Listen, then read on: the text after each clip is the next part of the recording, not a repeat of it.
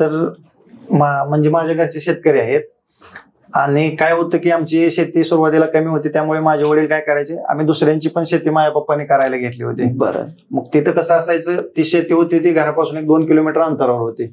मग काय असायचं, इकडे जर दिवसाची लाईट असली की तिकडे रात्रीची असायची. बरं. ओके. मग माझे वडील रात्रंदिवस म्हणजे कष्ट करत होते. मग त्यापेक्षा तर माझं काही जास्त हार्डवर्क नाही किंवा काय, म्हणजे हेच एक मोटिवेशन होतं माझ्यासाठी की ते एवढं करू शकते तर मला तर एसी मध्ये बसून करायचं. बरोबर. माझा ऍक्च्युअली दुसरा प्रश्न तोच होता, कारण कसं आहे की स्पर्धा परीक्षा द्यायची म्हटल्यानंतर काहीतरी मोटिवेशन लागतं आणि कुणाकडे तरी बघतो आपण आणि तसं व्हायचंय मला किंवा त्यांच्यासाठी व्हायचंय.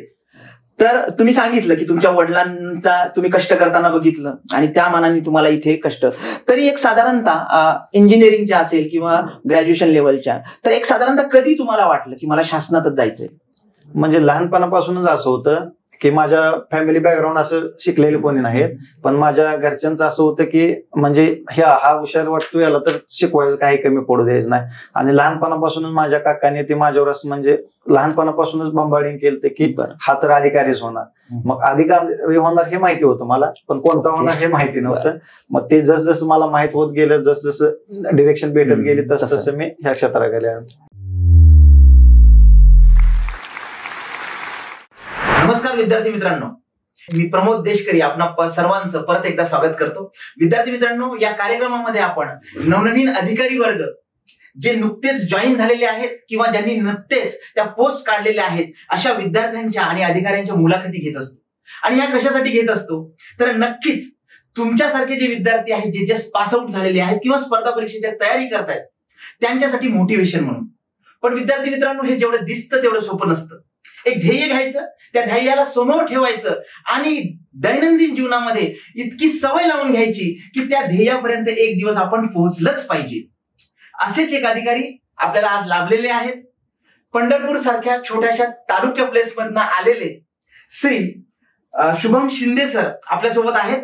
तर शुभम सर, सगळ्यात पहिल्यांदा इन्फिनिटी परिवारातर्फे मी आपलं स्वागत करतो या कार्यक्रमामध्ये. शुभम सर हे 2021 चे पासआउट आहेत. त्यांनी त्यांच्या इंजिनिअरिंगच्या कार्यकाळापासून स्पर्धा परीक्षेला सुरुवात केली, त्याची तयारी केली आणि आज जी 2023 ची, बरोबर आहे सर, 2023 ची जी महाराष्ट्र अभियांत्रिकी सेवा परीक्षा आहे याच्यामध्ये महाराष्ट्रामधनं 16वी रँक त्यांनी मिळवलेली आहे. विद्यार्थी मित्रांनो, कौतुक करावं तेवढं हे सोपं नाही, खूप मेहनत लागते याला. आणि कसं आहे की ज्यावेळेस तुम्ही एखादा सक्सेस मिळवता किंवा यश मिळवता तर तुम्ही केलेल्या मेहनतीला तेव्हाच व्हॅल्युएशन होतं ज्यावेळेस त्याला यश मिळतं किंवा यशाची किनार लागते. आणि आज शुभम सर आपल्या स्टुडिओमध्ये आहेत. त्यांच्यासोबत आपण नुसत्या गप्पा करणार नाही, तर स्पर्धा परीक्षेमध्ये टिकून राहायचं असेल, एखादं ध्येय साध्य करायचं असेल तर कशा पद्धतीने प्रवास असला पाहिजे हा प्रवास आपण त्यांचा उलगडून घेणार आहोत. तर शुभम सर, सगळ्यात पहिला आणि नेहमीसारखा आमचा प्रश्न एकच असतो की काय फॅमिली बॅकग्राऊंड मधनं तुम्ही आलात आणि कशा पद्धतीने, तर तुमच्याबद्दल थोडंसं आम्हाला माहिती सांगा. सर, माझं प्राथमिक शिक्षण जिल्हा परिषद प्राथमिक शाळा आंबे येथे झालं होतं. नंतर माझं 11वी-12वी शळवे कॉलेज ऑफ इंजिनिअरिंग पंढरपूरमध्ये झालं. त्यानंतर मी स्वेरिस कॉलेज ऑफ इंजिनिअरिंग पंढरपूर येथे माझं ग्रॅज्युएशन कंप्लीट केलं. पण थर्ड इयर मध्ये गेलो आणि कोरोना आला आणि थर्ड इयर आणि फायनल इयर आमचं असं म्हणजे ऑनलाईनच झालं होतं. मग नंतर एक माझे सर होते, त्यांनी सजेस्ट केले की सिव्हिल मधून गेट वगैरे एक्झाम्स असते हे असते. त्यानंतर मग मी थोडं रेफरन्स बुक युज करून वगैरे सेल्फ स्टडी चालू केला आणि फायनल इयरला म्हणजे गेट क्रॅक झाले, माझे चांगले मार्क्स आलते. सो मग सर्वांनी सांगितलं की तू इंजिनिअरिंग सर्व्हिसेस, माझं पहिलं प्लॅन होता की मी स्टेट सर्व्हिसेस वगैरे किंवा UPSC करेन. बट तेव्हा जेव्हा सर्वांनी सांगितलं मला की इंजिनिअरिंग सर्व्हिसेस पण असते, तोपर्यंत माहितीच नव्हतं आम्हाला, काय हेच नव्हतं. मग त्या टाइमला मला समजलं की इंजिनिअरिंग सर्व्हिसेस म्हणून पण एक्झाम असतात महाराष्ट्रामध्ये, क्लास 1 पोस्ट असतात. मग मी टेक्निकल चांगलंच होतं माझं पहिल्यापासून. सो मग मी प्रिपरेशन चालू केली. 2021 मध्ये पासआउट झालो मी. मग प्रिपरेशन चालू केली. 2021 ची माझी प्रिलिम्स क्लिअर झाली, मेन झाली, इंटरव्ह्यू पण दिला. बट फायनल सिलेक्शन लिस्ट मध्ये माझं नाव नव्हतं. मग त्यानंतर मी MPSCचा नेक्स्ट अटेम्प्ट 22 साठी प्रिपरेशन करायचं ठरवलेलं. बट काय झालं की 21 ची जी माझी मेन्स होती आणि 22 ची जी प्रिलिम्स होती ते सोबतच आले होते, त्यामुळे माझी 22वी प्रिलिम्स गेली.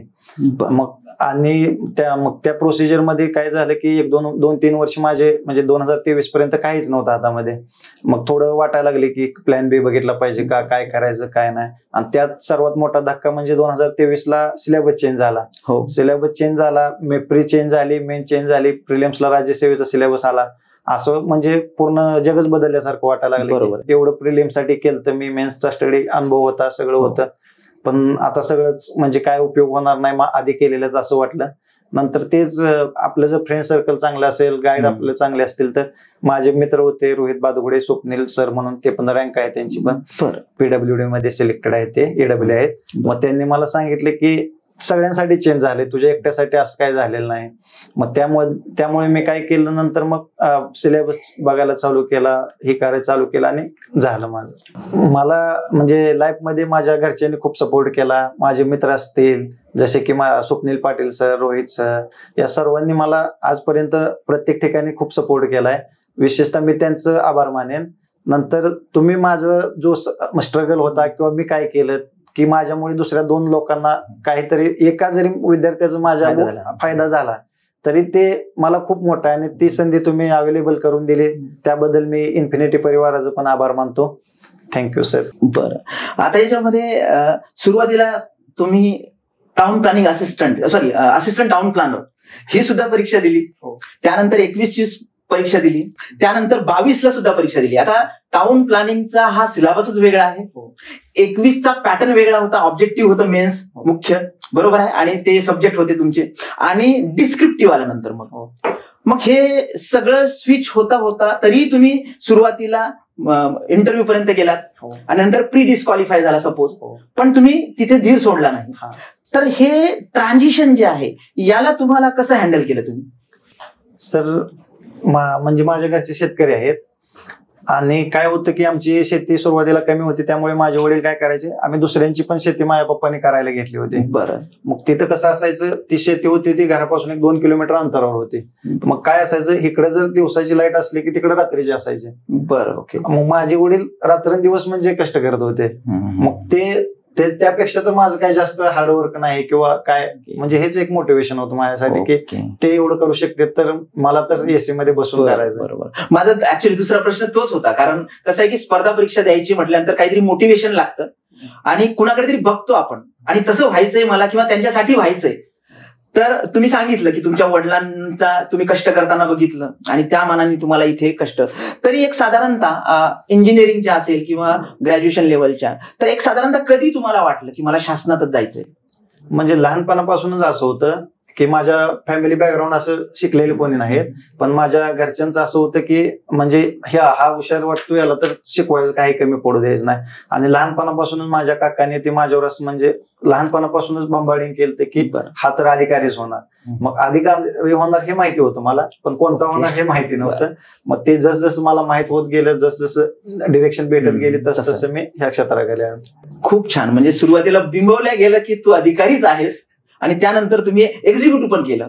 ओके. आता सगळ्यात महत्वाचं म्हणजे की मुख्य परीक्षेमध्ये जे तुम्ही आता 16वी रँक आणलेली आहे, याच्यामध्ये मुख्य परीक्षेचे 2 पेपर असतात, पेपर 1, पेपर 2. पेपर 1 स्ट्रक्चरचा सगळ्या विद्यार्थ्यांना माहिती आहे आपल्या, तर त्याच्यामध्ये 145 मार्क्स, हे सोपं नाही एवढं, आणि दुसऱ्या पेपरमध्ये सुद्धा 96 मार्क्स आहेत आणि इंटरव्ह्यू मध्ये सुद्धा खूप चांगले मार्क्स सरांनी घेतलेले आहेत. तर ह्या सगळ्या गोष्टी ज्या आहेत ह्या गोष्टी खूपच मोटिवेटेड आहे आणि सुरुवात त्यांनी ऑब्जेक्टिव्ह पासून केली होती आणि डिस्क्रिप्टिव्ह मध्ये हे यश मिळालेलं आहे.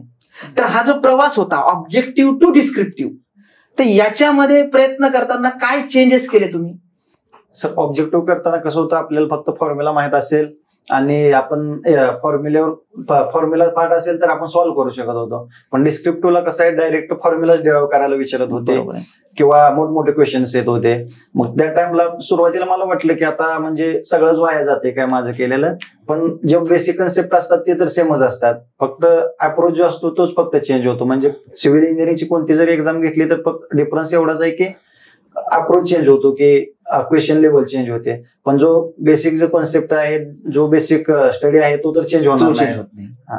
सो मग स्टडी तर माझा चांगला झालेला होता हे मला माहिती होतं. मग मी अनालाइज केले की 21 मध्ये का म्हणजे झालं नाही, कुठं कमी पडलो. मग त्या टाइमला माझ्या समोर जे एक आन्सर होतं ते होतं की मी प्रॅक्टिस केली नव्हती, मी टेस्ट सिरीज दिल्या नव्हत्या. मी म्हणजे मार्क्सला भ्यायचो सुरुवातीला की कमी मार्क्स टेस्ट मध्ये आले की डिमोटिवेटेड व्हायचो, 2-3 दिवस स्टडी व्हायचं नाही. आणि फर्स्ट अटेम्प्ट होता, माहित नव्हतं. सर्वजण सांगायचे की टेस्ट दे. आता मी पण सांगतो, पण जे पहिल्यांदा असते त्यांना वाटतं की आपला पूर्ण स्टडी झाल्यानंतर आपण टेस्ट देऊ, पण पूर्ण स्टडी असं काय होतच नाही. मला जेवढं कळलं, जो फर्स्ट स्टेप 3rd 5 रँक आलेले पण माझे मित्र आहेत, ते पण कधी मला म्हणले नाही की माझा स्टडी झालाय. ते पण हेच म्हणायचे की माझा स्टडी राहिलाय अजून. सो कितीही स्टडी झाला तरी प्रॅक्टिस केली पाहिजे, टेस्ट दिल्या पाहिजेत. मग मी 23ला तेच केलं, खूप मॅक्झिमम टेस्ट दिल्या. आणि टेस्ट जो माझा रिझल्ट आहे तो मी सांगेल की त्यामध्ये 30-40% जर वेटेज असेल किंवा माझी 16वी रँक आहे, एखाद्याची 500वी रँक असेल, तर त्यामध्ये डिफरन्स एवढाच आहे. नॉलेज तर दोघांचं सेमच असणार आहे. डिफरन्स एकच आहे की त्याने सराव थोडा कमी केला असेल, मी जास्त केला. म्हणजे तुम्ही जे काही प्रॅक्टिस केली त्याच्यानंतर याच्यामध्ये 2 गोष्टी तुमच्या बोलण्यातून जाणवल्या. एक म्हणजे मित्र महत्वाचे आणि दुसरं म्हणजे अनालिसिस महत्वाचा. तर दोन्ही गोष्टी खरंच खूप इम्पॉर्टंट आहे आणि खूप चांगले कीवर्ड्स तुम्ही आम्हाला दिलेले आहेत. अनालिसिस जो तुम्ही केलाय आणि त्याच्यावरून तुम्हाला कळायला लागलं की प्रॅक्टिस महत्वाची आहे, तर तुम्ही एक साधारणतः दिवसाला कशा प्रकारची डिस्क्रिप्टिव्हची प्रॅक्टिस करायची? सर मी पेपर 1 साठी, आता पेपर 1ला चांगला स्कोर आहे माझा, तर पेपर 1ला मी खूप प्रॅक्टिस करायचो. म्हणजे काही मुलं, आता माझे फ्रेंड्स होते, काय होते, मी बघायचो, ते एक्झाम्पल्स वगैरे वाचून काढायचे फक्त, आणि त्यांना वाटायचं की हा येतंय, मला येतंय, हे येतंय. बट ते जर सॉल्व्ह केलं तेव्हा कळतं आपल्याला की कुठं चुकतोय, काय होतंय. आणि 10 क्वेश्चन वाचण्यापेक्षा 1 क्वेश्चन जरी सॉल्व्ह केला तुम्ही, तरी त्याचा जो आउटपुट भेटते ते 10 क्वेश्चन पेक्षा जास्त असते. त्यामुळे जेवढी जास्त प्रॅक्टिस, मी काय केलं तर प्रिव्हियस इयर क्वेश्चन्स सगळे शोधून काढले, एमपीसीचे 2012च्या आधीचे. त्यानंतर जो परत डिस्क्रिप्टिव्ह एक्झाम कुठे कुठे होते इंजिनिअरिंगचे ते मी चेक केलं. तेव्हा ESC इंजिनिअरिंग सर्व्हिसेसचा पण मेन्सचा असतो. सो मी ते क्वेश्चन पेपर जे बुकलेट भेटते ते कलेक्ट केले आणि त्यामधले क्वेश्चन सॉल्व्ह केले. आणि मी एकच केलं की जे सॉल्व्ह केले क्वेश्चन तेच me again and again solve केलं, जास्त व्हरायटी न बघता. म्हणजे लिमिटेड मटेरियल किंवा जे कंटेंट होते त्याच्यावरती तुम्ही प्रॅक्टिस परत केली. माझा ऍक्च्युअली तो प्रश्न होता की अभ्यास नेमका कुठून केला. आता साधारणतः जे क्वेश्चन्स आलेले आहेत किंवा ज्या पद्धतीचे आपण रिप्रेझेंटेशन करतो, तर बऱ्याचशा विद्यार्थी मित्रांना असं वाटत असतं MESचा अभ्यास करताना की बाबा रे माझी हँडरायटिंग चांगली असेल, माझ्या डायग्राम्स काढायची स्किल चांगली असेल तरच मला मार्क मिळतात. याच्याबद्दल तुमचं काय मत आहे? पेपर 1ला तर तसं काहीच नाही. तुमचं आन्सर बरोबर असेल तर 100% मार्क्स भेटतात. का तर माझा 160 मार्क्सचा अटेम्प्ट होता पेपर 1 आणि त्याच्यामध्ये 145. सो पण पेपर 2ला म्हणजे आम्ही थोडे पेपर बघितले ज्यांचं सिलेक्शन झालं नाही वगैरे, पण असं अक्षराला वगैरे त्यांनी मार्क्स दिलेले नाहीत शक्यतो. तुम्हीच फक्त पण डायग्राम काढले, तुम्ही स्पेसिफिक डाटा लिहिलाय. स्पेसिफिक डाटा तुमच्या स्टडीला नेहमीच व्हॅल्यू राहणार. 5-10% व्हेरिएशन आहे ते ऑब्जेक्टिव्ह मध्ये पण 1-2 क्वेश्चन कॅन्सल झाले तरी पण होतच होतं. सो म्हणजे जास्त काय लोड घेण्यासारखं नाही, म्हणजे केलं तर भेटेलच. आता या सगळ्या प्रवासामध्ये बऱ्याचदा काय होतं की आपण यश मिळवण्यासाठी धडपड करत असतो, पण कुठेतरी एक निगेटिव्हिटी किंवा कुठेतरी एक मानसिक थोडस असं डिमोरलाइज झाल्यासारखं होतं आणि त्याला कारणीभूत काही असू शकतं. तर तुमच्या याच्यामध्ये असं कधी वाटलं का की अरे हे कशाला करतोय किंवा? सर खूप वेळा वाटलं. सुरुवातीला 1-2 वर्ष वाटत नव्हतं काय, की सुरुवातीच्या पहिल्याच अटेम्प्ट मध्ये प्रीमेन झालेली होतं. पण जेव्हा पहिल्यांदा माझी क्लिअर झाली नाही एक्झाम आणि 22ची पण प्री गेली आणि 23ला सिलेबस चेंज झाला, त्या टाइमला म्हणजे लाईफ मधला पूर्ण जो लो असतो तो माझा होता की आता काय करायचं. का तर जो दुसरे मित्र होते ते जॉबला लागलेले होते, काहींचं इन्क्रीमेंट झालेले होते.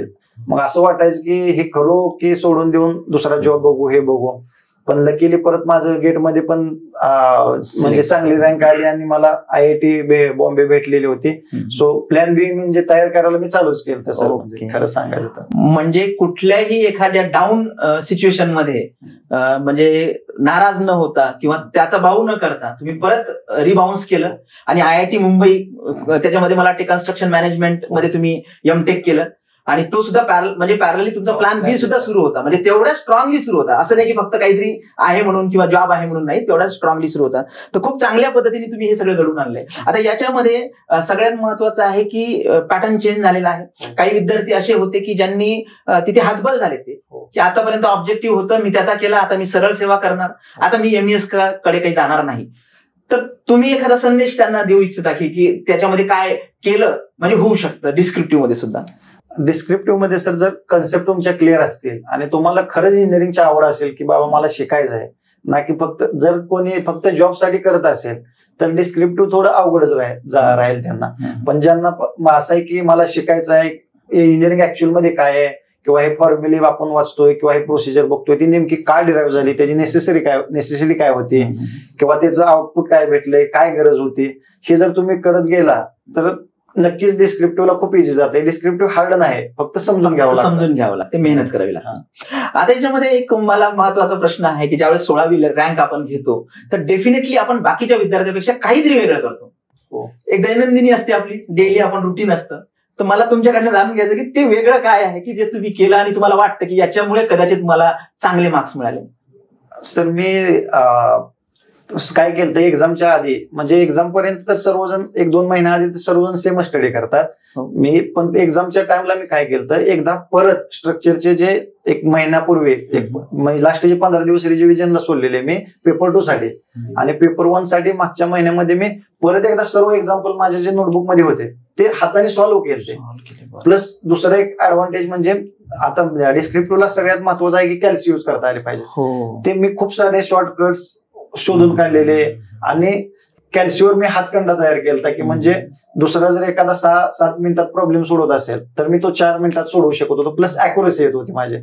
सो मॅक्झिमम कॅल्सीचा मी जर वाचत पण असेल तर कॅल्क्युलेशन करत वाचायचो, म्हणजे कॅल्सीला चांगला मित्र बनवलं होतं मी. बरं, अजून एक कीवर्ड मिळालाय, मित्र महत्वाचे, अनालिसिस महत्वाचा आणि कॅल्सी ऑपरेशन सुद्धा खूप महत्वाचं. खूप चांगल्या पद्धतीने तुम्ही आमच्या विद्यार्थी मित्रांना मदत करतायत. आता सगळ्यात महत्वाचं आहे की जे विद्यार्थी आता 3rd इयर मध्ये आहे, फायनल इयर मध्ये आहे, आपण आता शेवटाकडे आलोय या मुलाखतीच्या, तर जे विद्यार्थी कॉलेज गोईंग आहेत, इव्हन दो असेही असतात की काही विद्यार्थी पदवी का डिप्लोमा करत असतात, त्यांना डिग्रीला जायचं असतं आणि त्यांचं लक्ष असतं की बाबा मला शासनामध्ये अभियांत्रिकी सेवा देऊन द्यायचं आहे किंवा करायची आहे.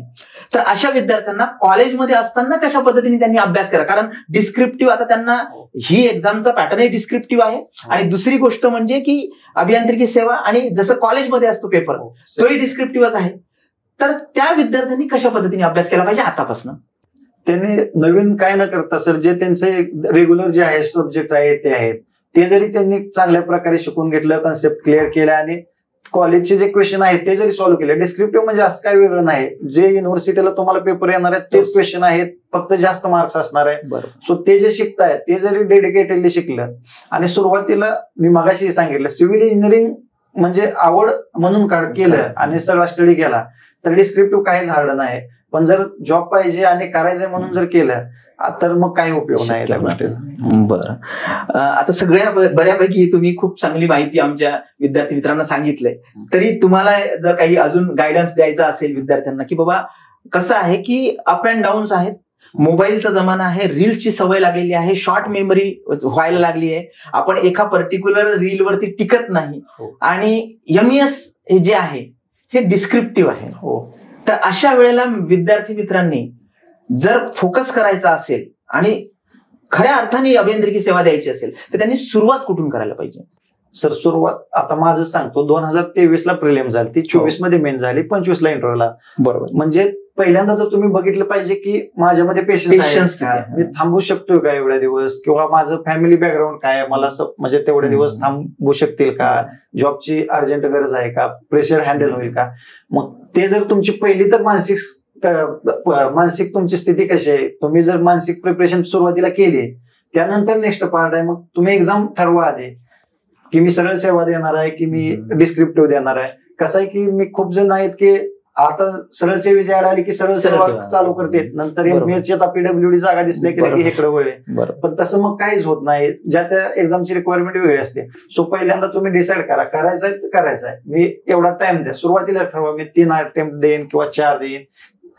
त्यानंतर नेक्स्ट स्टेप मग सिलेबस बघा, प्रिव्हियस इयर क्वेश्चन्स बघा, तुम्ही चेक करा की तुमचं आहे का त्या लेवलचं ऍप्टिट्यूड, तुम्ही तेवढं करू शकाल का, आणि मगच त्या ह्याच्यामध्ये कॉम्पिटिशन मध्ये उतरा. आणि जर उतरलं तर मग माघारी मागा. जेवढं तुम्ही 10 दिवसाच्या जागेला 1 महिना विचार करायला घ्या, का तर तुम्ही नेक्स्ट 3-4 वर्षाचं डाव लावणार आहे तुम्ही. सो तुम्ही आधी 1 महिना जाऊ द्या तुमचा, फक्त विचार करा नेमकं तुम्हाला काय पाहिजे, काय करायचं आहे. जॉब म्हणून बघताय की तुम्हाला सर्व्हिस करायची म्हणून तुम्ही करणार आहे, ह्या सर्व गोष्टीचा अनालाइज करा. आणि मी एवढं सांगतो की 2021 पासून मी प्रिपरेशन चालू केली ती 2025च्या जानेवारी पर्यंत माझ्यापेक्षा काहीच नव्हतं. 4 वर्ष अभ्यास करत होतो, 2-3दा सिलेबस चेंज झाले, पण हातामध्ये काहीच नव्हतं. आणि 2025 मध्ये माझं म्हणजे IIT झाली, टाउन प्लॅनिंग मध्ये सिलेक्शन झालं, MPSC मध्ये 16वी रँक आली. सो म्हणजे कोणी बघत नसेल तर कोणीतरी बघतंय असं मला वाटतं आणि भेटून जातं. फक्त तुम्ही ते जिद्द सोडली केलं पाहिजे. तुम्ही जर 100% दिलेलं असेल तर 100% काही ना काही मिळणार म्हणजे मिळणार. हे होते शुभम शिंदे सर, ज्यांनी IIT मध्ये MTech केलेलं आहे. डेफिनेटली त्यांचा गेट रँक खूप चांगला होता आणि महाराष्ट्रात ते 16वे आलेले आहेत. विद्यार्थी मित्रांनो, एखाद्या गावाखेड्याकडनं आलेला विद्यार्थी पण एक ध्येय घेऊन आला आणि तो सक्सेस झालाय आणि ते करून दाखवले त्यांनी. तर ह्या गोष्टी एवढ्या सोप्या नाहीत, पण नक्कीच शुभम सर तुमची आमच्या विद्यार्थ्यांना, प्रेक्षकांना खूप मदत होईल. कारण एक थॉट प्रोसेस आहे ही सिलेक्टरची थॉट प्रोसेस आहे आणि सिलेक्टर हा काहीतरी वेगळा करतो म्हणून तो सिलेक्ट होत असतो. तर तुम्ही इथं आलात आणि आमच्या विद्यार्थ्यांना मार्गदर्शन केलं आणि खूप माहिती चांगली दिली आणि खूप चांगले कीवर्ड्स दिलेत आम्हाला, सक्सेसच्या कीज दिल्यात, त्याबद्दल मी आपले खूप खूप आभार मानतो. धन्यवाद. Thank you sir.